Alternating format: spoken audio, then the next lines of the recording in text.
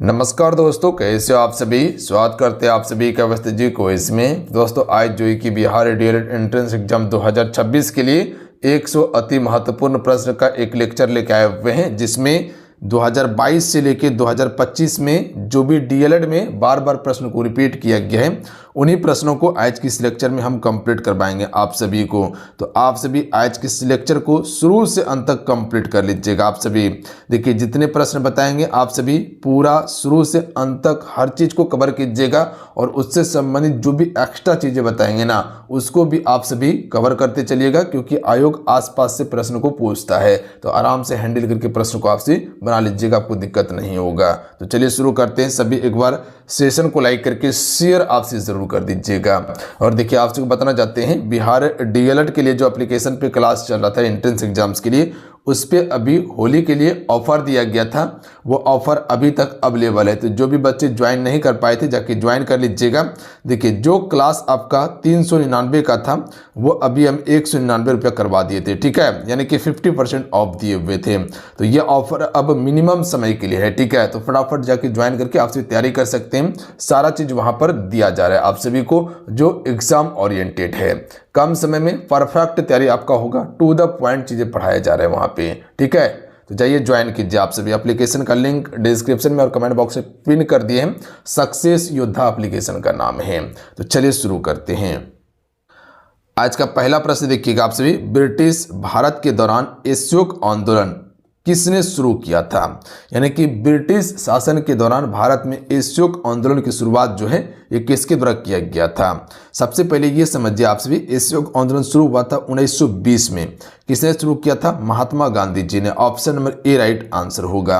अच्छा, इसे वापस कब लिया गया था? 1922 में। कारण क्या था?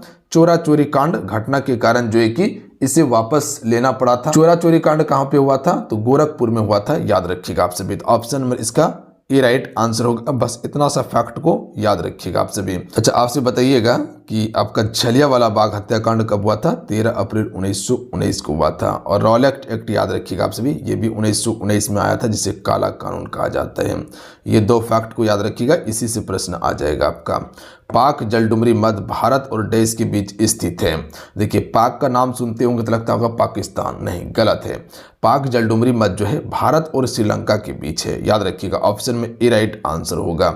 और पाक जलडुमरी मध्य श्रीलंका और भारत के तमिलनाडु राज्य को अलग करता है, याद रखिएगा आप सभी। और यहीं पर आपका राम सेतु है स्थित। बात समझे आप सभी? कौन सा सेतु है? राम सेतु। चलिए अगला क्वेश्चन देख लीजिएगा आपसे। भारत की कुल सतह क्षेत्र का लगभग 30% क्या है? लगभग 43% या 42% भाग पर मैदान है। तो 30% भाग पर क्या है? पहाड़ और पर्वत का विस्तार है। तो ऑप्शन में बी इसका करेक्ट आंसर होगा। बात समझ गया आप सभी। अच्छा, आपसे बताइएगा कि विश्व की सबसे ऊंची चोटी कौन सी है? Mount Everest. कहाँ पर है? नेपाल में। और हिमालय में स्थित भारत की सबसे ऊंची चोटी कौन सी है? कंचनजंगा है, याद रखिएगा आप सभी। कौन सा? कंचनजंगा। हिमालय के संदर्भ में अगर क्वेश्चन पूछा जाए, ऐसे भारत की सबसे ऊंची चोटी K2 गॉडविन ऑस्टिन है, बट अगर हिमालय के संदर्भ में पूछा जाए तो कंचनजंगा जो सिक्किम में है। निम्नलिखित में से कौन सा सतत विकास का सिद्धांत है? देखिए, सभी एक बार सेशन को लाइक जरूर कर दीजिएगा, जितने भी मेरे साथ में जुड़े हुए हैं। देखिए, आप ही के लिए मेहनत करते हैं और लगातार मेहनत कर रहे हैं आप सभी के लिए। तो अगर आपको लगता है कि सर मेरे लिए मेहनत कर रहे हैं ना, तो एक लाइक करके शेयर कर दीजिएगा सेशन को आप सभी अपने अपने दोस्तों में।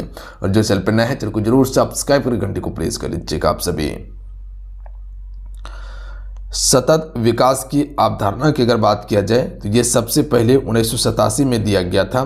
और सतत विकास का सिद्धांत क्या है? संसाधनों के उपयोग और संरक्षण के बीच संतुलन, यानी कि ऑप्शन नंबर ए इसका बिल्कुल राइट आंसर होगा, याद रखिएगा आप सभी। संसाधनों के उपयोग और उसका संरक्षण करना ही, यानी कि संतुलित करना ही इसका मुख्य उद्देश्य है। अगला क्वेश्चन देखिएगा आप सभी। निम्नलिखित में से कौन सा मानव संसाधन का उदाहरण है? चलिए क्वेश्चन नंबर 5 का आंसर कीजिएगा आप सभी। क्या मानव संसाधन का उदाहरण वन हो सकता है, या नवीनतम तकनीकें हो सकता है, या लोग हो सकता है, या पशु पक्षी हो सकता है? तो देखिए, मानव संसाधन का सबसे अच्छा उदाहरण हो जाएगा आपका लोग होगा, क्योंकि मानव संसाधन का अर्थ होता है लोगों की कार्य क्षमता और कौशल होता है, याद रखिएगा आप सभी। लोगों की कार्य क्षमता और कौशल होता है, तो सी राइट आंसर होगा। अगला है कि भारत में स्थित लोनार झील किस प्रकार की झील है। तो देखिए लोनार झील जो है ये आपका एक क्रेटर झील है जो कि उल्का पिंड के गिरने से इसका निर्माण हुआ था। और ये झील कहाँ पे है, तो ये आपका झील महाराष्ट्र में है। ये एक फैक्ट याद रखिएगा, क्वेश्चन पूछा जाता है। लेगुन झील आप सभी देखते हैं जो आपका उड़ीसा में समुद्र तट पर स्थित झील है चिल्का, वो आपका एक लेगुन झील है। स्वतंत्र एवं निष्पक्ष चुनाव कराने की जिम्मेदारी किसकी है, तो ये आपका चुनाव आयोग का होता है, याद रखिएगा आप सभी। अच्छा, यहाँ पर आप सभी चुनाव आयोग की बात आया हुआ है, तो चुनाव आयोग की स्थापना कब हुआ था, ये एक डेट याद रखिएगा, 1950 में चुनाव आयोग की स्थापना हुआ था। अगला क्वेश्चन है कि निम्नलिखित में से कौन सी फसल भोजन और चारे के रूप में प्रयोग किया जाता है। राइट आंसर ऑप्शन में सी हो जाएगा आपका मक्का जो है, इसे कह सकते भोजन और चारे दोनों के रूप में प्रयोग करते हैं। और मक्का जो है ये आपका क्या है, मोटा अनाज के अंतर्गत आता है। और राजस्थान वाला क्षेत्र जो है सबसे ज़्यादा उपयोग कह सकते कि उपजाऊ करता है मक्का का, याद रखिएगा आप सभी। अच्छा, गेहूं का सबसे ज़्यादा उत्पादन कौन सा राज्य करता है, यूपी करता है। बट प्रति हेक्टेयर की बात किया जाए तो पंजाब सबसे ज़्यादा उत्पादन करता है। अगर चाय की बात किया जाए तो चाय असम जो है सबसे ज़्यादा उत्पादन करता है चाय का। क्लियर है। अगला है चीनी उत्पादन में अग्रणी राज्य हैं। देखिए जितने भी मेरे साथ में जुड़े हुए हैं आप इस वीडियो को लाइक जरूर कर दीजिएगा। इस साइड में देखिए आपको नीचे लाइक बटन दिखाई देता होगा, उसे दबा लीजिएगा आप सभी, तोड़ दीजिए फोड़ दीजिए कोई दिक्कत नहीं है, बट लाइक आप सभी जरूर कर दीजिएगा। और उसके बाद यहीं पर आपको नीचे में इस साइड में सब्सक्राइब का बटन दिखाई देगा, उसको जरूर दबा लीजिएगा। दबाने के बाद एक घंटी आएगा बनकर, उसका ऑल नोटिफिकेशन को ऑन कर लीजिएगा, उस पर क्लिक करके सबसे ऊपर वाला, ताकि जब भी क्लास हो नोटिफिकेशन आपको मिल जाए क्लास का कम से कम। बात समझे आप सभी। तो चीनी उत्पादन में अग्रणी राज्य उत्तर प्रदेश, याद रखिएगा आप सभी। आलू का उत्पादन उत्तर प्रदेश सबसे अधिक करता है। उसके बाद जो है कि दूध का उत्पादन उत्तर प्रदेश सबसे अधिक करता है, याद रखिएगा आप सभी, याद रहेगा आप सभी को। अगला है स्टाम्प एक्ट किस वर्ष पारित किया गया था। ये भी प्रश्न आपकी बिहार डीएलएड में प्रश्न पूछा गया है। तो 1765 इसका बिल्कुल करेक्ट आंसर होगा। 1765 में पारित हुआ था। और भारत में एक स्टाम्प एक्ट लागू जो हुआ था वो 1899 में हुआ था, तो ये ध्यान दीजिएगा आप सभी। अगला है संविधान के किस भाग में मौलिक कर्तव्य के बारे में जिक्र किया गया है। देखिए मौलिक कर्तव्य जो है सबसे पहले ये समझिए लिया गया है रूस के संविधान से। मौलिक कर्तव्य कितना है, कुल 11 मौलिक कर्तव्य अभी आपके पास में। पहले कितना था, 10 मौलिक कर्तव्य था, ध्यान दीजिएगा। और भाग 4 का जो है ये मौलिक कर्तव्य के बारे में बताता है। 51 का मौलिक कर्तव्य के बारे में जानकारी देता है हमें। मौलिक कर्तव्य को जोड़ा गया था 42वां संविधान संशोधन के द्वारा, जो 1976 में हुआ था, इसी में जोड़ा गया था मौलिक कर्तव्य को। बात समझे आप सभी, इतना फैक्ट आप जरूर याद रखिएगा। भाग 3 में क्या है, इसमें मौलिक अधिकार के बारे में चर्चा किया गया है। भाग 3 में याद रहेगा आप सभी को, मौलिक अधिकार की बात किया जाए ना, मौलिक अधिकार भाग 3 में। भाग 4 में क्या है, नीति निर्देशक तत्व है। तो याद रखिएगा आप सभी, जो राज्य का नीति निर्देशक तत्व है इसके बारे में चर्चा कहाँ पर मिलता है हमको, ये मिलता है संविधान के भाग 4 में। और भाग 5 में क्या है पता है आप सभी को, भाग 5 में केंद्र सरकार के बारे में बताता है। भाग 5 कौन से सरकार, केंद्र सरकार के बारे में बताता है, जो कि 52 से लेके आपका 151 तक है आपका केंद्र सरकार के बारे में। अगला है मानचित्र की दूरी को भूमि में क्या कहा जाता है, इसे अंश कहा जाता है। अगला प्रश्न देखिए, रंगभेद नीति के विरुद्ध आवाज उठाने वाले कौन थे। तो देखिए रंगभेद नीति के विरुद्ध जो आवाज उठाने वाले थे ये आपका मार्टिन लूथर किंग हो जाएगा। Option number C correct answer होगा। और ये रंगभेद नीति कहाँ लागू हुआ था, साउथ अफ्रीका में हुआ था। कहाँ पे, साउथ अफ्रीका में हुआ था। इसको जगह को याद रखिएगा आप सभी। और कौन संबंधित है, मार्टिन लूथर किंग है। अगला प्रश्न पर ध्यान दीजिएगा कि डैश का मानना था कि राज्य और समाज के स्थापित पारंपरिक संस्थाओं को सुरक्षित या संरक्षित किया जाना चाहिए। तो ये किसका मानना था, तो ये आपका कंजर्वेटिव का मानना था। ऑप्शन में ए राइट आंसर होगा, ध्यान दीजिएगा आप सभी। अगला क्वेश्चन देख लीजिएगा कि जून 1992 में पहले अंतर्राष्ट्रीय पृथ्वी शिखर सम्मेलन के लिए ब्राजील में डैश में 100 से अधिक राष्ट्रीय अध्यक्ष मिले। तो ये आपका रियो डी जेनेरियो में मिले थे, जो पृथ्वी शिखर सम्मेलन हुआ था 1992 में। तो यहाँ 100 से अधिक राष्ट्रीय अध्यक्ष मिले थे। तो ऑप्शन में एक करेक्ट आंसर होगा। अगला क्वेश्चन देखिए, यहाँ कुदेरमुख लिखा गया, इसको कुदेरमुख कीजिएगा। ये प्रश्न आपका 2 से 3 बार प्रश्न रिपीट कर दिया गया है। कुदेरमुख एक महत्वपूर्ण लो अयस्क खदान जो है ये आपका किस राज्य में है? तो ये आपका कर्नाटक में है कुदेरमुख। तो याद रखिएगा ऑप्शन में सी राइट आंसर होगा। अगला क्वेश्चन है कि इनमें से कौन विद्रोह में शामिल था? देखिए, इनमें से जो विद्रोह में शामिल था वो आपका बुद्धो भगत, याद रखिएगा आप सभी, बुद्धो भगत जो है विद्रोह में शामिल था। और 1831 में छोटा नागपुर क्षेत्र में जनजातीय विद्रोह का नेतृत्व किया था बुद्धो भगत ने। कब? 1831 से 32 के बीच में। तो ध्यान दीजिएगा आप सभी। अगला प्रश्न देखिएगा, राष्ट्रीय पिछड़ा वर्ग आयोग यानी कि NCBC को संवैधानिक दर्जा कब मिला था? NCBC को संवैधानिक दर्जा जो मिला था ये कब मिला था? 2018 में दिया गया था। तो डेट याद रखिएगा कब? 2018 में दिया गया था। और 102वां संविधान संशोधन जो हुआ था, 102वां संविधान संशोधन, और इसी में इसको जो है कि दर्जा मिला था। और ये आपका अनुच्छेद 338B में इसको रखा गया है, अनुच्छेद 338B में। अगला क्वेश्चन देखिए, रॉलेट एक्ट का उद्देश्य क्या था? बिल्कुल आसान और इजी क्वेश्चन है। तो क्रांतिकारी गतिविधियों पर अंकुश लगाना। कब आया था रॉलेट एक्ट? 1919 में आया था। और रॉलेट एक्ट के कारण ही जलियांवाला बाग हत्याकांड होता है 13 अप्रैल 1919 को। और इसी कारण जो है कि महात्मा गांधी जी ने रॉलेट एक्ट के विरोध में ही कह सकते हैं कि असहयोग आंदोलन भी पारित हुआ था 1920 में महात्मा गांधी जी के द्वारा। और चोरा चोरी कांड के कारण 1922 में आपका असहयोग आंदोलन वापस ले लिया जाता। किस बात से स्पष्ट होता है कि बिहार में लोकतंत्र की जड़ें गहरी हैं? तो राइट आंसर ऑप्शन में से हो जाएगा वैशाली की लिच्छवी गणतंत्र से। वैशाली की लिच्छवी गणतंत्र से पता चलता है कि बिहार में लोकतंत्र की जड़ें क्या थी? गहरी थी। अगला प्रश्न पर ध्यान दीजिएगा कि किसी वस्तु का वजन अगर हवा में 10 न्यूटन है, उस वस्तु को किसी द्रव में पूर्णतः डुबाई जाती है तो उसका वजन 8 न्यूटन रह जाता है, तो उस वस्तु द्वारा हटाया गया वजन कितना? तो यहाँ पर देखिए क्वेश्चन क्या कहा था, इससे पहले भी शायद ये प्रश्न आपको हम बताए थे। तो यहाँ देखिए इसमें 10 न्यूटन से आपको 8 न्यूटन को माइनस कर देना था। तो ये भी बताए थे आपको 2 न्यूटन इसका करेक्ट आंसर होता। अगला है, निम्नलिखित में से कौन सा एकमात्र परमाणिक है? तो हीलियम एक परमाणिक है, ऑप्शन में ए राइट आंसर होगा। और हीलियम की परमाणुकता की बात किया जाए तो एक होती है, इसीलिए इसे हम सभी एकल परमाणिक अणु भी कहते हैं हीलियम को। और हीलियम हो गया, ऑर्गन हो गया, नियॉन हो गया, ये सभी आपका क्या है? निष्क्रिय गैस है। याद रखिएगा आप सभी, किस प्रकार गैस है? निष्क्रिय गैस है। अगला है, पृथ्वी पर गुरुत्वीय त्वरण का मान होता है। तो पृथ्वी पर गुरुत्वीय त्वरण का मान जो है भूमध्य रेखा पर जो होता है वो कम होता है, जबकि अगर ध्रुव की बात किया जाए तो ध्रुव पर अधिक होता है। ये उत्तरी या दक्षिण है, ये भूमध्य रेखा है, तो यहाँ कम होता है। अगला क्वेश्चन है कि घरेलू विद्युत परिपथ में उदासीन तार का रंग होता है। तो घरेलू विद्युत परिपथ में उदासीन तार का रंग जो होता है वो काला होता है, ऑप्शन में सी राइट आंसर होगा। याद रखिएगा आप सभी। अगर यही क्वेश्चन पूछा जाए कि फेज का तार जो होता है वो किस रंग का होता है, तो फेज का तार लाल रंग का होता है।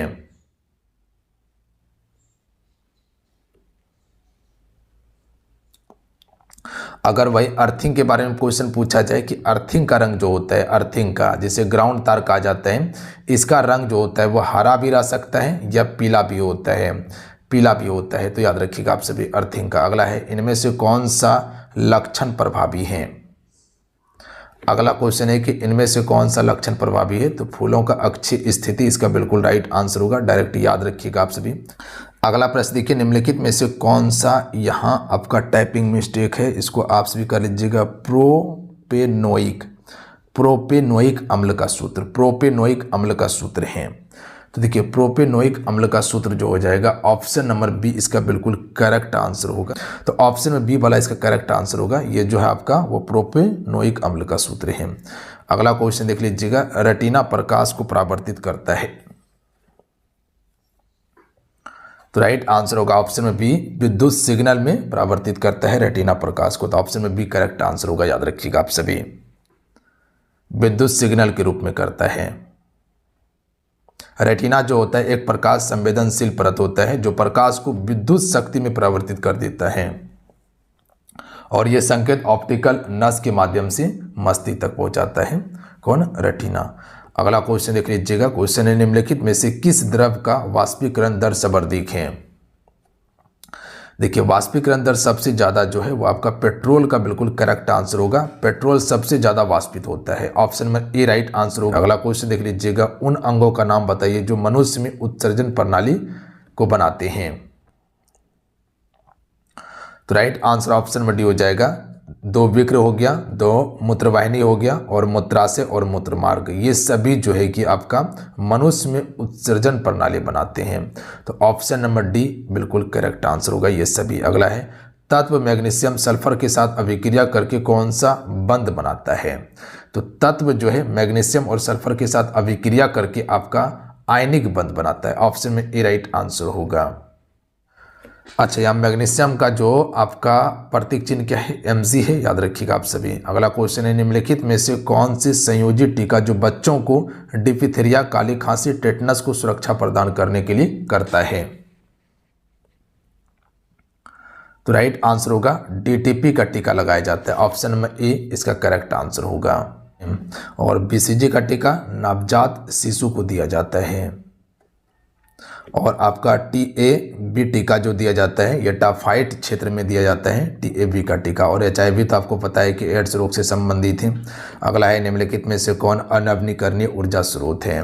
देखिए अनवनीकरणीय ऊर्जा स्रोत की बात किया जाए तो कोयला एक आपका अनवनीकरणीय ऊर्जा स्रोत है, तो ऑप्शन नंबर सी इसका करेक्ट आंसर होगा। अगला क्वेश्चन है कि निम्नलिखित में से कौन सा ऊतक भ्रूण के बाह्य त्वचा एकोडर्म से उत्पन्न होता है। तो क्वेश्चन नंबर 33 का राइट आंसर ऑप्शन में भी हो जाएगा तंत्रिका ऊतक, ध्यान दीजिएगा, बी राइट आंसर होगा। अगला क्वेश्चन है कि MSCS 1407 जो एक अधिक उपज देने वाली कोटि मुक्त प्रजाति है, ये किसका एक प्रजाति है, तो सोयाबीन का एक प्रजाति है, ऑप्शन में सी राइट आंसर होगा। सोयाबीन का सबसे ज़्यादा उत्पादन जो करता है मध्य प्रदेश में करता है, और सोयाबीन में प्रोटीन सबसे अधिक होता है। किंगडम प्लांटी में शामिल हैं, तो देखिए किंगडम प्लांटी में जो शामिल होता है ये सभी होता है सेवाल, ब्रायोफेटा, टेरिडोफेटा, जिम्नोस्पर्म, एंजियोस्पर्म होता है, तो ऑप्शन में डी राइट आंसर होगा। अगला क्वेश्चन है कि पहाड़ी क्षेत्र में मृदा अपरदन रोकने के लिए किस विधि को अपनाया जाता है। तो राइट आंसर ऑप्शन में हो जाएगा शोषण कृषि विधि का उपयोग किया जाता है। अगला क्वेश्चन देख लीजिएगा कि विद्युत चुंबक बनाने के लिए पर्याय किस पदार्थ की छड़ का उपयोग होता है। तो देखिए विद्युत चुंबक बनाने के लिए जो हमसे उपयोग करते हैं वो नर्म लोहा का उपयोग करते हैं, ये भी याद रखिएगा, सी करेक्ट आंसर होगा। अगला है, निम्नलिखित में से कौन सा त्वरण का मात्रक नहीं हो सकता। तो देखिए त्वरण का मात्रक जो नहीं हो सकता है, ऑप्शन नंबर इसका सी राइट आंसर होगा। किलोमीटर प्रति सेकेंड जो है ये त्वरण का मात्रक नहीं हो सकता है, जबकि किलोमीटर प्रति सेकेंड स्क्वायर से सेंटीमीटर प्रति सेकेंड स्क्वायर और मीटर प्रति सेकेंड स्क्वायर हो सकता है। अगला क्वेश्चन देखिए, ऑक्जेलिक अम्ल का प्राकृतिक स्रोत निम्नलिखित में से कौन सा है। तो देखिए ऑक्जेलिक अम्ल जो है ये आपका टमाटर में होता है, संतरा में सैट्रिक अम्ल पाया जाता है। अगला है प्लाज्मा झिल्ली, प्लाज्मा मेम्ब्रेन किसकी बनी होती है। तो इसका करेक्ट आंसर हो जाएगा ऑप्शन में सी, प्रोटीन, कार्बोहाइड्रेट और फास्फोलिपिड की बनी होती है, ध्यान दीजिएगा आप सभी। अगला है अपलक नवनील नयन विशाल में कौन सा अलंकार है। यहाँ पर जो आप अपलव नव जो देख रहे हैं, नव का अर्थ क्या होता है, आकाश होता है, और इसका वर्णन जो किया गया है विशाल नयन के रूप में किया जा रहा है। तो जहाँ पर भी किसी के रूप में अगर किसी भी चीज़ को बताया जाता है तो वहाँ क्या होता है, रूपक अलंकार होता है, आपको पता है। तो ऑप्शन में डी इसका राइट आंसर होगा, इनमें से कोई नहीं होगा। अगला क्वेश्चन है कि ग्रामगत में कौन सा समास है। तो देखिए ग्रामगत में तत्पुरुष समास है, याद रखिएगा। देखिए इसका जो समास विग्रह होगा ग्राम, ग्राम को गया होगा, ग्राम को गया, तो जो को कारक विभक्ति है ये तत्पुरुष समास का है। इसको डायरेक्ट एग्जैक्ट याद रखिएगा आप सभी, अन्यथा कन्फ्यूजन कर जाइएगा। वह पहले से बहुत तेज दौड़ता है, रेखांकित पदबंध कौन सा होगा। यहाँ पर रेखांकित पदबंध जो है बहुत तेज दौड़ना, इसमें कौन सा पदबंध होगा। तो इसमें आपका क्रिया विशेषण पदबंध होगा, क्योंकि यहाँ पर क्रिया किया जा रहा है कि वो बहुत तेज दौड़ रहा है, तो तेज दौड़ना क्या है, एक क्रिया है, तो याद रखिएगा क्रिया पदबंध होगा। अगला है जी चुराना मुहावरे का अर्थ क्या होता है, काम से भागना, ऑप्शन नंबर क्या हो जाएगा, सी राइट आंसर होगा, काम से भागना। अगला क्वेश्चन है कि इनमें से कौन सा वाक्य अशुद्ध है। अगला है कि इनमें से कौन सा वाक्य आपका एक अशुद्ध है।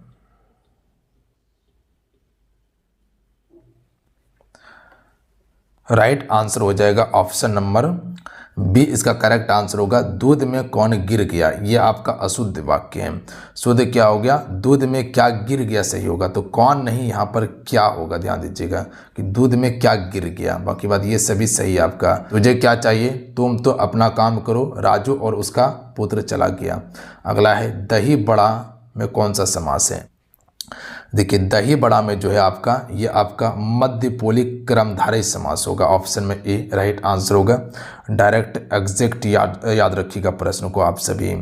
अगला क्वेश्चन है कि अगला क्वेश्चन देखिए, अलंकार से क्वेश्चन दिया गया है कि पुलक प्रकट करती है धरती हरित तृणों की नोक से, मानो झूम रहे हो तरु भी मंद पवन की झोंक से। इस पंक्ति में कौन सा अलंकार है। तो यहाँ पर देखिए एक शब्द देखने के लिए मिलेगा आपको, मानो शब्द। इसमें कौन सा अलंकार होगा, उत्प्रेक्षा। उत्प्रेक्षा अलंकार में ही मानो हो गया, जनु हो गया, जनु देखने के लिए मिलता है। अगला है आम के आम गुठलियों के दाम लोकोक्ति का अर्थ क्या होगा। आम के आम गुठलियों के दाम, दोहरा लाभ और दोगुना फायदा, दोहरा लाभ और दोगुना फायदा, दोहरा लाभ और दोगुना फायदा। Option number C right answer. अगला क्वेश्चन है कि शाब्दिक अलंकार या शब्द अलंकार, शब्द अलंकार के कितने भेद होते हैं। तो शाब्दिक या शब्द अलंकार के 3 भेद होते हैं, याद रखिएगा आप सभी। 3 भेद होते हैं। पहला होता है अनुप्रास अलंकार होता है। कौन सा अलंकार, अनुप्रास अलंकार। उसके बाद दूसरा होता है यमक अलंकार होता है, और तीसरा होता है आपका श्लेष अलंकार होता है। ध्यान दीजिएगा आप सभी। अगला क्वेश्चन है कि परमात्मा में कौन सी संधि है। देखिए परमात्मा में आपका जो संधि है वो आपका दीर्घ संधि। ऑप्शन में ए राइट आंसर होगा। इसका संधि विच्छेद क्या होगा, परम धन आत्मा होगा। याद रखिएगा परम धन आत्मा से परमात्मा बनता है। और यहाँ जो देख रहे हैं आ और आ से मिलकर जो आ बना हुआ है, ये आपका दीर्घ संधि में ही होता है। ओ और आ से मिलकर जो आ बनता है, ये आपका किस में होता है, दीर्घ संधि में ही होता है। अगला है औषधि शब्द है। तो करेक्ट आंसर हो जाएगा ऑप्शन नंबर ए, तत्सम शब्द है। याद रखिएगा तत्सम जो संस्कृत का शब्द है, तद्भव जो बदला हुआ रूप है संस्कृत का। तो औषधि तत्सम शब्द है। अगला प्रश्न देखिए, रहमान पानी रखे बिन पानी सब सुन, पानी गए ना उबरे मोती मानुष चून। अगर किसी भी चीज़ का पानी चल जाता है, या कह सकते हैं कि चूना बिना पानी का कोई काम का नहीं है। अगर मोती का पानी अगर चल जाए, यानी कि रंग चल जाए, तो कोई काम का नहीं होगा। और पुरुष का अगर, या कह सकते हैं कि आदमी का अगर इज्जत चल जाए, तो वो कोई काम का नहीं होगा। तो इसमें यहाँ पर शब्द शक्ति पूछा गया आप सभी से। तो इसमें आपका क्या हो जाएगा, शब्द शक्ति दोनों गलत है। इसमें आपका व्यंजना शब्द शक्ति होगा। ध्यान दीजिएगा ऑप्शन में डी राइट आंसर होगा। अगला क्वेश्चन देखिए, चिली में सुधार कार्यक्रम के विरोधी थे। राइट आंसर ऑप्शन में डी हो जाएगा। ये सभी विरोधी थे, यानी कि जमींदार भी विरोधी थे, चर्च भी था, और अमीर लोग, ये सभी आपका चिली में सुधार कार्यक्रम के विरोधी थे। देखिए चिली में सुधार कार्यक्रम की शुरुआत जो है कि लगभग 1980 के दशक में किया गया था, और चिली के राष्ट्रपति थे अयादे, ध्यान दीजिएगा, उसी की तरह शुरू किया गया था, और ये सभी ने इसका विरोध किया था। तो डेट को याद रखिएगा, कब किया गया था, 1970 के समथिंग में। तो डेट भी पूछ लिया जाता है। राष्ट्रपति कौन था उस समय, अयादे चिली का राष्ट्रपति था। अगला क्वेश्चन है कि निम्नलिखित में से कौन एक प्राकृतिक संसाधन नहीं है। राइट आंसर हो जाएगा ऑप्शन में सी, नगर जो है प्राकृतिक संसाधन नहीं है, जबकि वन हो गया, नदियां हो गया, मिट्टी हो गया, ये सभी प्राकृतिक संसाधन का उदाहरण है। तो option number C correct answer होगा। देखते ही आंसर कर सकते थे आप सभी। आइए अगला क्वेश्चन देख लीजिएगा। अगला क्वेश्चन है कि राज्यसभा को किस अनुच्छेद के अनुसार विशिष्ट शक्तियां प्राप्त हुई हैं। देखिए अगर राज्यसभा की बात किया जाए तो आप सभी को पता है कि राज्यसभा में अधिकतम सदस्य की संख्या कितना हो सकता है, 250 हो सकता है। याद रखिएगा राज्यसभा को हम सभी क्या कहते हैं, उच्च सदन कहते हैं, या बूढ़ों का सदन कहते हैं। क्वेश्चन पूछा जाता है राज्यसभा से अगर कोई भी पीएम यानी कि प्रधानमंत्री बनता है तो इसका कार्यकाल कितने वर्ष का होता है। तो याद रखिएगा इसका कार्यकाल कितने वर्ष का होता है, तो 6 वर्ष का होता है। राज्यसभा से कोई प्रधानमंत्री बनता है तो उम्र कितना होना चाहिए, 30 वर्ष उम्र होना चाहिए। तो ध्यान दीजिएगा राज्यसभा को किस अनुच्छेद के अनुसार विशिष्ट शक्तियां प्राप्त हैं, तो अनुच्छेद 249 के तहत। Option number D right answer हो जाएगा। यहीं से एक आप लोकसभा के बारे में याद रखिएगा, लोकसभा से भी क्वेश्चन आपके पेपर में पूछा जाता है। अगर क्वेश्चन पूछा जाए कि लोकसभा को क्या भंग कर सकते हैं, बिल्कुल भंग किया जाता है। हर एक 5 वर्ष में लोकसभा भंग होकर नया मंत्रिमंडल का गठन होता है। ध्यान दीजिएगा, अगर लोकसभा से कोई भी प्रधानमंत्री बनता है तो उम्र 25 वर्ष होना चाहिए, कार्यकाल इसका 5 वर्ष का होता है। इसे हम सभी क्या कहते हैं, निम्न सदन कहते हैं, और इसे भंग किया जा सकता है। अगला क्वेश्चन देखिए, चार्ल्स डिकेंस द्वारा रचित उपन्यास डॉम्बी एंड सन सिद्धांत प्रकाशित हुआ था। देखिए ये भी प्रश्न आपकी बिहार डीएलएड में पूछा गया है। राइट आंसर ऑप्शन में भी हो जाएगा 1848 में जो कि प्रकाशित हुआ था। अब ये क्वेश्चन पूछ लिया गया है, आगे आपसे भी ये पूछा जा सकता है कि इसके रचयिता कौन थे। तो ध्यान दीजिएगा, आपसे भी चार्ल्स डिकेंस ही इसके रचयिता थे। तो ऑप्शन नंबर यहाँ बी आपसे भी टिक कर सकते हैं। चलिए क्लियर है। अगला क्वेश्चन देखिए 6 नंबर है कि डैश का मानना था कि राज्य और समाज के स्थापित पारंपरिक संस्थानों से संरक्षित किया जाना चाहिए था। तो ये किसका मानना था, कंजर्वेटिव का मानना था, याद रखिएगा। देखिए 1815 के लगभग में जब नेपोलियन हार गया था, तब जो है कि यूरोपीय सरकार रूढ़िवादी की भावना से प्रेरित था, क्योंकि रूढ़िवादी कंजर्वेटिव का मानना था कि राज्य और समाज की स्थापना पारंपरिक संस्थानों को संरक्षित किया जाना था। तो ये किसका मानना था, कंजर्वेटिव का मानना था, याद रखिएगा आप सभी। अगला क्वेश्चन है कि वैश्वीकरण की नीति से किस क्षेत्र में लाभ नहीं हुआ था। तो वैश्वीकरण की नीति से लाभ जो नहीं हुआ था, राइट आंसर हो जाएगा ऑप्शन नंबर ए, कृषि क्षेत्र में लाभ नहीं हुआ था। जबकि विनिर्माण क्षेत्र में लाभ हुआ था, सेवा क्षेत्र में लाभ हुआ था, ध्यान दीजिएगा आप सभी, जबकि कृषि क्षेत्र में लाभ नहीं हुआ था।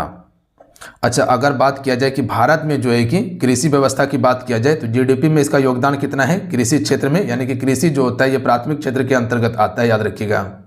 प्राथमिक क्षेत्र के अंतर्गत आता है, लगभग 18 से लेकर 19% इसका योगदान है जीडीपी वाला क्षेत्र में, याद रखिएगा आप सभी। जो प्राथमिक क्षेत्र के अंतर्गत आता है तो प्राथमिक क्षेत्र का योगदान 18 से लेकर 19%, द्वितीय क्षेत्र का जो योगदान है जीडीपी में वो लगभग 32 से 33% के अप्रॉक्स में, और तृतीय क्षेत्र का लगभग 52 से 53% है। तो क्वेश्चन बनता है पेपर में, ध्यान दीजिएगा कि सबसे अधिक जीडीपी में किस क्षेत्र का योगदान है, तो तीसरा क्षेत्र का, सबसे कम आपका प्रथम क्षेत्र का, जो प्राकृतिक पर आधारित है। मैकमोहन रेखा भारत को किस देश से अलग करती हैं, राइट आंसर होगा चीन को भारत से अलग करती है। ये कहाँ पे है आपका, अरुणाचल प्रदेश में है मैकमोहन रेखा, याद रखिएगा आप सभी। हालांकि चीन इस रेखा को नहीं मानता है, याद रखिएगा। निर्धारण कब हुआ था, 1914 में हुआ था। यह आपके बिहार डीएलएड में पूछा गया है, तो आगे पूछा जा सकता है कि ये कब हुआ था। इसके अलावा याद रखिएगा कि भारत और पाकिस्तान के बीच में इंडिया प्लस आपका नल्ला के बीच में कौन सी रेखा है, तो याद रखिएगा रेडक्लिफ रेखा है। अच्छा, पाकिस्तान प्लस अफगानिस्तान के बीच में कौन सी रेखा है, ड्यूरेंट रेखा, याद रखिएगा आप सभी। अच्छा, एलओसी की बात किया जाए, एलओसी ये किसके बीच में है, तो भारत और पाकिस्तान के बीच में है, लद्दाख वाला क्षेत्र में है। और एलएसी की बात किया जाए तो ये आपका चीन और भारत के बीच में है, ध्यान दीजिएगा आप सभी। अगला क्वेश्चन है कि औद्योगिक क्रांति सर्वप्रथम किस देश में हुई थी। देखिए जो भी प्रश्न बन सकते हैं वो सारा प्रश्न हम आपको बता देंगे, ताकि प्रश्न इधर उधर से आयोग पूछे तो आप आराम से हैंडल करके बना लीजिएगा। सभी एक बार सेशन को लाइक कर लीजिएगा। अगर आपको लगता है कि हाँ सर मेरे लिए मेहनत कर रहे हैं तो एक लाइक करके अपने अपने दोस्तों में से शेयर जरूर कीजिएगा। हम हमेशा आपको बेहतर कंटेंट देने का कोशिश करते हैं, तो इसीलिए आपसे सेशन को लाइक करके सेशन को आपसे शेयर जरूर किया कीजिए। जो भी चैनल पर नए हैं चैनल को जरूर सब्सक्राइब कर लीजिएगा। औद्योगिक क्रांति सर्वप्रथम किस देश में हुई थी, राइट आंसर ऑप्शन में हो जाएगा इंग्लैंड में। यह प्रश्न आपके बिहार डीएलएड में पूछा गया है। यह प्रश्न तो पूछ लिया गया है, आगे ये आपसे से पूछा जा सकता है कि ये कब हुआ था। तो याद रखिएगा ये आपका 1760 के दशक में, ध्यान दीजिएगा आप सभी, कब 1760 में हुआ था। और किस क्षेत्र में इसका विकास हुआ था, तो याद रखिएगा सूती वस्त्र उद्योग क्षेत्र में। इसमें मशीनरीकरण का उपयोग करना शुरू हो चुका था। तो राइट आंसर ऑप्शन में ए होगा। चलिए अगला क्वेश्चन देखिए 10 नंबर है आपका कि भारत का राष्ट्रीय पक्षी क्या है। तो सभी को पता होगा कि भारत का राष्ट्रीय पक्षी मयूर है, याद रखिएगा, जिसे हम सभी मोर कहते हैं, याद रखिएगा। अच्छा, भारत का राष्ट्रीय जलीय जीव क्या है, डॉल्फिन। कौन डॉल्फिन, गंगा डॉल्फिन, याद रखिएगा आप सभी।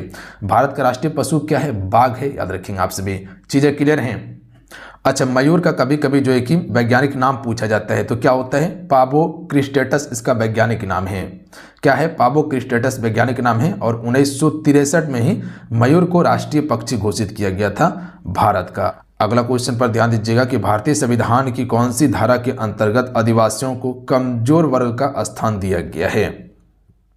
तो ये आपका अनुच्छेद 342 के तहत दिया गया है। अच्छा, अनुच्छेद 341 किससे संबंधित है? तो याद रखिएगा अनुसूचित जातियों से संबंधित है। और अनुच्छेद 342 को किससे संबंधित है? तो सामाजिक और शैक्षणिक पिछड़ा वर्ग से संबंधित है। सामाजिक शैक्षणिक पिछड़ा वर्ग से संबंधित है, याद रखिएगा आप सभी।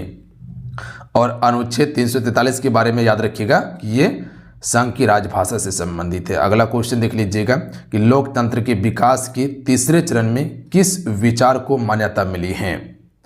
तो लोकतंत्र के तीसरे चरण में जो ये किसको मिला है? राजनीतिक समानता के साथ आर्थिक समानता को मिला है। तो option number D right answer होगा, याद रखिएगा आप सभी। किसको मिला है? राजनीतिक समानता के साथ आर्थिक समानता को। अगला क्वेश्चन देखिए, गुप्त संधि की नीति किसने अपनाई थी? देखिए, गुप्त संधि जो हुआ था ये बिस्मार्क और रूस के बीच में हुआ था, याद रखिएगा, बिस्मार्क और रूस के बीच में हुआ था। तो ऑप्शन नंबर इसका बी करेक्ट आंसर होगा। और ये संधि कब हुआ था? तो ये डेट को याद रखिएगा, डेट पूछा जा सकता है, 1887 में हुआ था, याद रखिएगा। अच्छा, जर्मनी का एकीकरण किसने किया था? बिस्मार्क ने ही जर्मनी का एकीकरण किया था। और बिस्मार्क को सबसे अधिक डर किससे लग रहा था? फ्रांस से भय था। तो क्वेश्चन पूछा जाता है कि बिस्मार्क को सबसे अधिक भय किससे था? फ्रांस से। अगला क्वेश्चन है कि इनमें से किस देश को सामाजिक विभेद के कारण विखंडन का सामना करना पड़ा था? तो राइट आंसर ऑप्शन में सी हो जाएगा, यूगोस्लाविया को करना पड़ा था। ऑप्शन में सी करेक्ट आंसर होगा। एग्जैक्ट प्रश्न को याद रखिएगा आप सभी। अगला क्वेश्चन देखिए, विश्व के जल भृतों में डैश से थोड़ा कम मीठे पानी को भूजल के रूप में संग्रहित किया गया है। सिंपल भाषा में समझिएगा कि पूरे विश्व में मीठे पानी की जल की बात किया जाए तो मात्र में 2.4 या 5% के अप्रॉक्स में है। तो इसको हम 3% के अप्रॉक्स में मान सकते हैं। तो ऑप्शन में सी की तरफ यहाँ जाया जा सकता था। अगला क्वेश्चन देख लीजिएगा, माउंट एवरेस्ट की ऊंचाई कितनी है? यह प्रश्न आपके बिहार डीएलएड 2022 में पूछा गया था प्रश्न। तो आयोग अप्रॉक्स में 3% लिया है, पर याद रखिएगा मात्र में 2.4% पर ही जल है जो मीठे पानी है जिसे हम सिर्फ पी सकते हैं। माउंट एवरेस्ट की ऊंचाई कितनी है? तो सभी को पता होगा कि 8,848 मीटर, किसी किसी बुक में 8,850 मीटर भी आपको देखने के लिए मिल जाएगा, याद रखिएगा। देखिए, माउंट एवरेस्ट को हम सभी माउंट एवरेस्ट ही कहते हैं। और ये किसके नाम पर पड़ा था? भारत का एक महासर्वेक्षक था, उसका नाम था सर जॉर्ज एवरेस्ट। इसी के नाम पर एवरेस्ट पड़ा था और ये भारत का था। बट नेपाल में इसे सागर माथा कहा जाता है। तो क्वेश्चन अगर पूछा जाए कि नेपाल में हम सभी किस नाम से जानते हैं? 1 मिनट। नेपाल में माउंट एवरेस्ट को हम सभी किस नाम से जानते हैं? तो सागर माथा कहा जाता है। इससे चीजें क्लियर हैं। अगला क्वेश्चन है कि इसमें से किसको विकसित होने में लगभग 1 वर्ष लगता है? चावल, गन्ना, मक्का, बाजरा। तो याद रखिएगा गन्ना को विकसित होने में लगभग 1 साल का समय लगता है। अगर आपसे इसे पूछा जाए कि गन्ना के लिए तापमान कितना होना चाहिए, तो 20 डिग्री सेल्सियस से लेकर 27 डिग्री सेल्सियस के बीच में इसको तापमान चाहिए। अगर वहीं वर्षा की बात किया जाए तो 100 से लेके 200 सेमी इसको वर्षा चाहिए। याद रखिएगा कितना? 200 सेमी तक वर्षा चाहिए। चीजें क्लियर हैं। अगला क्वेश्चन देख लीजिएगा, गन्ना का सबसे अधिक उत्पादन कौन सा राज्य करता है? पता है आप सभी को? बिल्कुल कह सकते उत्तर प्रदेश ही करता है। यहाँ पर क्वेश्चन को समझिएगा आप सभी, यहाँ पर टाइपिंग मिस्टेक है। यहाँ जनसंख्या भारत में पूछा गया कि भारत में सबसे यहाँ अधिक नहीं सबसे कम जनसंख्या बताइए। अधिक तो राजस्थान में है, सबसे कम यहाँ पर हो जाएगा, जो ऑप्शन के हिसाब से देखा जाए तो सिक्किम हो जाएगा। जनसंख्या घनत्व सबसे अधिक कहाँ पे है? बिहार में है। सबसे कम जनसंख्या घनत्व कहाँ पे है? अरुणाचल प्रदेश में, याद रखिएगा। गोवा में प्रति व्यक्ति आय सबसे अधिक है, याद रखिएगा आप सभी। काजीरंगा राष्ट्रीय उद्यान और मानस राष्ट्रीय उद्यान असम में ही है। अगला है, अमेरिका स्वतंत्रता संग्राम की सबसे महत्वपूर्ण उपलब्धि क्या थी? तो right answer option number D हो जाएगा। गणतंत्रात्मक व्यवस्था का पहला प्रयोग जो हुआ था ये अमेरिका में ही हुआ था। अगला है कि इनमें से कौन सा एक राजनीतिक अधिकार है? तो देखिए, राजनीतिक अधिकार जो हो जाएगा ऑप्शन नंबर ए, चुनाव लड़ने का अधिकार आपका राजनीतिक अधिकार है, याद रखिएगा आप सभी। अगला क्वेश्चन देखिए, क्वेश्चन नंबर 21 है कि यूकेरियोटिक कोशिकाओं से प्रोकैरियोटिक कोशिकाओं का सबसे प्रमुख अंतर क्या है? एक यूकेरियोटिक कोशिका होता है, एक प्रोकैरियोटिक कोशिका होता है। जैसे कि आप सभी यहाँ देखिएगा, ये क्या है? कोशिका का स्ट्रक्चर है। इसमें आपका एक न्यूक्लियस होता है जिसे हम सभी केंद्रक कहते हैं, और इसे कोशिका का दिमाग कहा जाता है या नियंत्रक केंद्र कहा जाता है इसको। इसी में आपका माइटोकॉन्ड्रिया होता है जिसे पावर हाउस कहते हैं, जो एटीपी के रूप में ऊर्जा संग्रहित करके रखता है। आवश्यकता पड़ने पर रिलीज कर देता है, इसीलिए इसे ऊर्जा गृह भी कहते हैं। इसी में आपका लाइसोसोम पाया जाता है जिसे आत्महत्या की थैली कहा जाता है। अगर कोशिका का कोई भाग काम नहीं कर रहा है तो वो उसको नष्ट कर देता है या खुद ही फट जाता है। इसी में आपका अंतःपरद्रव्यीय जालिका पाया जाता है। एक चिकनी होता है, एक खुरदरी होता है। जो खुरदरी होता है उस पर राइबोसोम पाया जाता है जो प्रोटीन का संश्लेषण करता है, याद रखिएगा आप सभी। तो इसका राइट आंसर ऑप्शन में डी हो जाएगा कि डीएनए के चारों ओर नाभिकीय आवरण का अभाव और झिल्ली से संबंधित जीवों की अनुपस्थिति होता है। इसी कारण से यूकेरियोटिक कोशिका और प्रोकैरियोटिक कोशिका में अंतर होता है। देखिए यूकेरियोटिक कोशिका में क्या होता है, कोशिका के चारों ओर एक झिल्ली पाई जाती है, जबकि प्रोकैरियोटिक कोशिका में कोशिका के चारों ओर झिल्ली नहीं होती है। तो कोशिका के चारों ओर झिल्ली किसमें पाई जाती है, यूकेरियोटिक कोशिका में, ना कि प्रोकैरियोटिक कोशिका में। यहीं से एक फैक्ट याद रखिएगा जो क्वेश्चन पूछा जाता है कि यूकेरियोटिक कोशिकाएं एक कोशिकीय तथा बहुकोशिकीय दोनों होता है। यूकेरियोटिक एक कोशिकीय और बहुकोशिकीय दोनों होता है, जबकि प्रोकैरियोटिक जो होता है ये एक कोशिकीय ही होता है सिर्फ, याद रखिएगा आप सभी। ये दोनों फैक्ट को क्वेश्चन पूछा जा सकता है। अगला है दाढ़ी बनाने में किस दर्पण का उपयोग करते हैं। तो देखिए दाढ़ी बनाने में हम सभी अवतल दर्पण का उपयोग करते हैं। गाड़ी के हेडलाइट में जो आगे वाला जो बल्ब होता है वहां पर आपका अवतल दर्पण ही लगा रहता है, जबकि ड्राइवर के पास जो साइड मिरर आता है उसमें उत्तल दर्पण होता है। देखिए अवतल दर्पण क्या करता है, जो छोटा चीज है उसको बड़ा करके दिखाता है, याद रखिएगा। इसीलिए देखिएगा डॉक्टर भी यूज जो करता है वो अवतल दर्पण वाला टॉर्च का यूज करता है। वहीं पर आपका उत्तल दर्पण जो होता है ये बड़ा चीज को छोटा करके दिखाता है। इसीलिए देखिएगा जो आपका कार जो होता है, कार के साइड में आपका उत्तल दर्पण लगा रहता है ताकि दूर का चीजें जो बड़ा बड़ा है वो छोटा होकर एक जगह हमको दिखाई दे। निम्न में से कौन सा संबंध सत्य होगा। तो इसमें संबंध सत्य की बात किया गया है, तो राइट आंसर क्या हो जाएगा। सबसे पहले ये आपको पता होना चाहिए कि V बराबर क्या होता है। आप सभी को पता है कि V समानुपाती I होता है। तो यहाँ पर V बराबर हो जाएगा I बटा R हो जाएगा। यहाँ पर V क्या है, विभवांतर है, I क्या है, विद्युत धारा है, और R क्या है, चालक का प्रतिरोध हो जाएगा। तो इसका सूत्र सही ऑप्शन नंबर C वाला होगा, याद रखिएगा आप सभी। अगला क्वेश्चन देख लीजिएगा कि निम्न में से कौन सी प्रजाति भारत की मधुमक्खी की प्रजाति नहीं है, या भारतीय मधुमक्खी की प्रजाति की बात किया गया है। तो एपिस मेलिफेरा जो है ये भारत की मधुमक्खी प्रजाति नहीं है, जबकि ये सभी आपका भारत की मधुमक्खी की प्रजाति है। अगला क्वेश्चन है कि सबसे प्रचुर मात्रा में कोशिकीय सूक्ष्म जीव हैं। तो देखिए सबसे प्रचुर मात्रा में जो आपका सूक्ष्म जीव जो पाया जाता है वो बैक्टीरिया पाया जाता है, याद रखिएगा आप सभी, जिससे हम सभी क्या कहते हैं, जीवाणु कहते हैं। बात समझे आप सभी। तो हैजा जो होता है ये जीवाणु के कारण हो जाता है, टाइफाइड भी जीवाणु के कारण होते हैं। अगला है कि मानव अस्तित्व को बनाए रखने के लिए सबसे महत्वपूर्ण हवा कौन सी है। तो देखिए मानव को क्या चाहिए, ऑक्सीजन चाहिए ना, बिल्कुल। तो option number C right answer हो जाएगा। मानव के शरीर में सबसे अधिक मात्रा में क्या है, ऑक्सीजन है, याद रखिएगा आप सभी।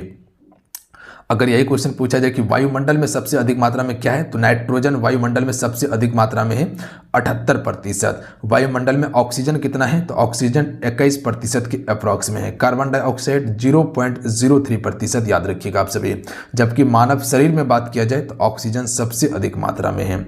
अगला है लाइम जल है, लाइम जल है, तो इसका राइट आंसर हो जाएगा। लाइम जल को हम सभी चूना जल के नाम से जानते हैं। इसका सूत्र होता है CaOH हॉल 2 होता है, याद रखिएगा आप सभी। तो ऑप्शन नंबर इसका बी करेक्ट आंसर होगा। देखिए जब आपका चूना जो होता है CaO जो होता है ये आपका जल के साथ अभिक्रिया करता है, H2 के साथ अभिक्रिया करता है, तब ये आपका CaOH2 का निर्माण करता है, यानी कि चूना जल का निर्माण करता है, याद रखिएगा। ऑप्शन में बी करेक्ट आंसर होगा। अगला है बड़ी जी का मान लगभग होता है। देखिए छोटी जी का मान 9.8 होता है, याद रखिएगा आप सभी। जबकि बड़ी जी का मान की बात किया जाए तो ऑप्शन में एक करेक्ट आंसर होगा, 3 नहीं होगा, ध्यान दीजिएगा। 6.67 × 10⁻11 न्यूटन मीटर स्क्वायर प्रति केजी स्क्वायर होता है, याद रखिएगा। ऑप्शन में ए राइट आंसर होगा। एग्जैक्ट मान याद रखिएगा, क्वेश्चन पूछा जाता है। ये बड़ी जी का मान है और ये आपका छोटी जी का मान है। अगला क्वेश्चन देखिए, क्लोरोप्लास्ट थाइलाकोइडस किस रूप में होते हैं। तो ये आपका आपस में जुड़ी एक थैली के रूप में होते हैं, याद रखिएगा आप सभी। आपस में जुड़ी एक थैली के रूप में होते हैं, और ये प्रश्न बिहार डीएलएड में 2022 में पूछा गया था। अगला क्वेश्चन देखिए, कैथोड किरणें होती हैं। तो देखिए कैथोड किरणें की अगर बात किया जाए तो राइट आंसर ऑप्शन में से हो जाएगा ये ऋण आवेशित होती है कैथोड किरणें। जबकि अगर एनोड किरणें की बात किया जाए ना तो वो आपका धन आवेशित होता है एनोड किरणें। याद रखिएगा अगर क्वेश्चन पूछा जाए कि एनोड किरणें जो होता है वो किस प्रकार का होता है, धन आवेशित होता है। याद रखिएगा आप सभी बात समझे। अगला क्वेश्चन देख लीजिएगा, चाल समय ग्राफ के ढाल से प्राप्त होता है। ये प्रश्न आपका 2022 में भी पूछा गया था, 2023 में भी पूछा गया और 2024 में भी ये प्रश्न पूछा गया है। तो आगे भी ये प्रश्न आपका आने की संभावना है। तो त्वरण से किया जाता है, ऑप्शन में डी राइट आंसर होगा। ध्यान दीजिएगा आप सभी बात समझिए।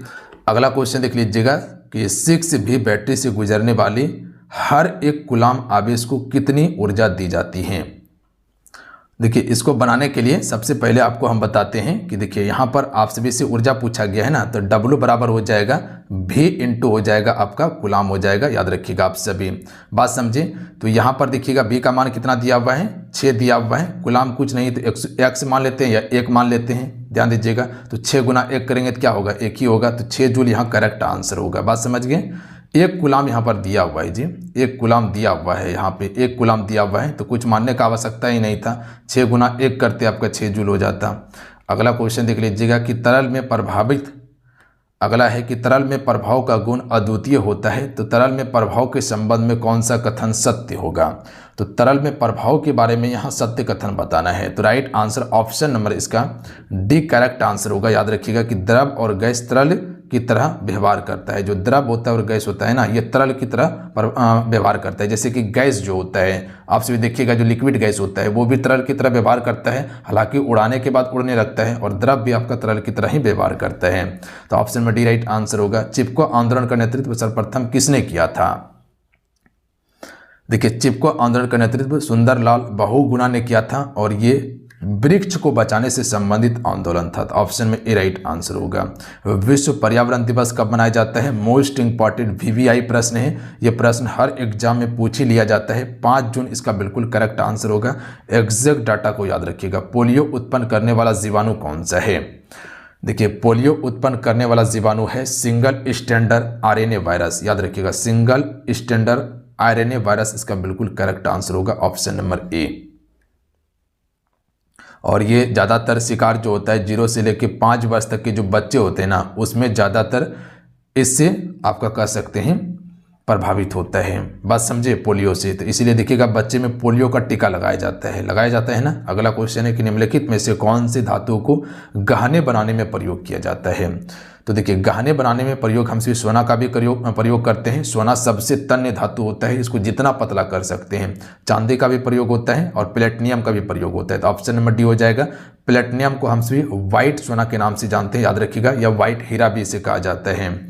अगला क्वेश्चन देख लीजिएगा, प्लेटिनियम क्या होता है, एकदम व्हाइट होता है। निम्नलिखित में से कौन F2 पीढ़ी में संकर रूपी एक संकरी संकरण के अनुपात में है।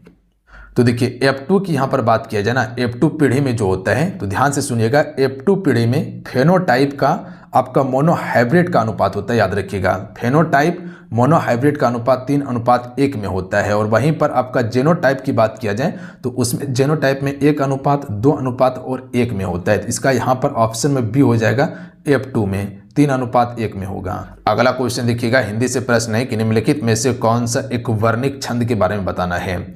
यहाँ पर देखिएगा दिया हुआ है कि आए प्रजाधीप निकेतन पास उधो पूरा प्रसार करती करुणा जहाँ थी। तो इसमें कौन सा आपका वर्णिक छंद होगा। तो राइट आंसर होगा इसमें वंश तालिका वर्णिक छंद होगा। याद रखिएगा आप सभी, कौन सा हो जाएगा, वंश तालिका वर्णिक छंद होगा इसमें। और वंश तालिका की बात किया जाए ना, तो इसके प्रत्येक चरण में 14 वर्ण होते हैं। याद रखिएगा आप सभी, कितने वर्ण होते हैं वंश तालिका में, प्रत्येक चरण में 14 वर्ण होते हैं। इसमें आपका तगन भगन जगन जगन और अंत में 2 गुरु वर्ण होता है, किसमें, वंश तालिका में होता है।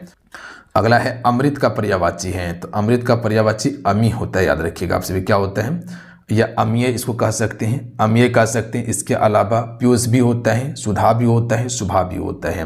तो याद रखिए। अगला क्वेश्चन देखिए, मैंने पुस्तक पढ़ी, इनमें कौन सा वाच्य होगा। तो यहाँ पर देखिएगा कर्ता प्रधानता आपको देखने के लिए मिलेगा कि मैंने पुस्तक पढ़ी है, किसने, मैंने पुस्तक पढ़ी है। तो यहाँ पर कर्तरी वाच्य होगा। याद रखिएगा, कर्मवाच्य नहीं होगा। अगला क्वेश्चन देखिए, ना खुदा ही मिला ना विशाले सनम, ना इधर के रहे ना उधर के रहे, इस पंक्ति में कौन सा अलंकार है? तो यहाँ पर देखिएगा विरोध प्रकट किया जा रहा है। ना खुदा ही मिला ना विशाले सनम, ना इधर का रहा ना उधर का रहा, इसमें कौन सा अलंकार हो जाएगा? तो इसमें आपका विरोधाभास अलंकार होगा।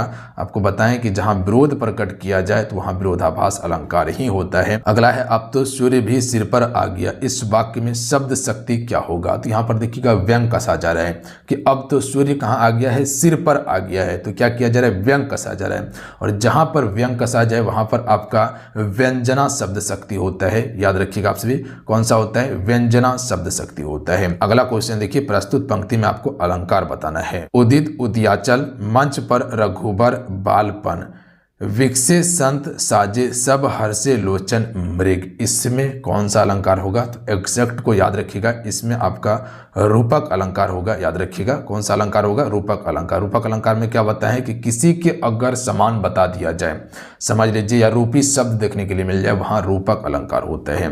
अगला क्वेश्चन देखिएगा कि माया महा ठगने हम जाने, तीर गुण फांस लिए कर डोले, बाली मधुर बाने, इसमें कौन सा अलंकार होगा? तो इसमें देखिए सलेस अलंकार है। देखिए सलेस अलंकार में क्या बताए थे कि जहां एक ही शब्द का दो या दो से अधिक अर्थ निकले, तो यहाँ जो आप सभी तीर गुण देख रहे हैं इसका दो अर्थ निकलता है। याद रखिएगा आप सभी, एक होता है तीन गुण तत्व होता है। याद रखिएगा तीर गुण का अर्थ तीन गुण तत्व होता है, और इसी का अर्थ तीन धागे वाला रस्सी भी होता है। याद रखिएगा आप सभी, तो तीर गुण का अर्थ तीन धागे वाला रस्सी भी होता है। अगला क्वेश्चन देखिए कि इनमें से कौन सा वाक्य अशुद्ध है? देखिए ऑप्शन नंबर डी वाला वाक्य जो है ये आपका अशुद्ध है। ये सभी आपका शुद्ध है कि किसान के खेत में जंगली जानवर आए हैं, ये आ गए, ये सही है।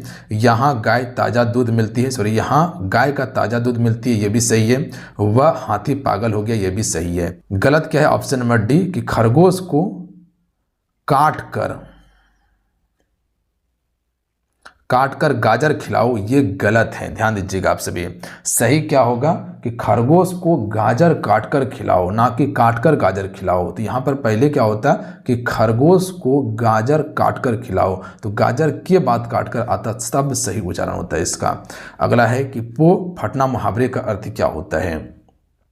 तो पो फटना मुहावरे का अर्थ होता है प्रातः काल होना, यश कह सकते हैं सुबह का समय होना। अगला क्वेश्चन देखिए कि वज्र योद्ध में कौन सा समास है? तो देखिए इसमें जो है आपका बहुब्रीहि समास होगा, और इसमें आपका तत्पुरुष समास भी हो सकता है। याद रखिएगा, तो ऑप्शन तत्पुरुष नहीं दिया हुआ है, तो बहुब्रीहि समास यहाँ टिक कर सकते थे आप। अगला क्वेश्चन है कि थके नयन रघुपति, छवि देखे पलक नन्ही, परिहरे निमेष में कौन सा रस का उदाहरण है इसमें? तो यहाँ पर रस बताना है, तो इसका करेक्ट आंसर क्या हो जाएगा? तो इसमें आपका श्रृंगार रस हो जाएगा, बी करेक्ट आंसर होगा। अगला है कि उसका कुत्ता अत्यंत आज्ञाकारी है, रेखांकित शब्द का पदबंध आपको बताना है। तो इसमें जो आपका रेखांकित शब्द है वह अत्यंत आपका रेखांकित शब्द हो जाएगा, तो इसमें आपको पदबंध बताना है। तो देखिए यहाँ पर क्या बताया जा रहा है कि उसका कुत्ता अत्यंत ही आज्ञाकारी है, तो विशेषता क्या है कि वो अत्यंत आज्ञाकारी है। याद रखिएगा, तो यह आपका विशेषण पदबंध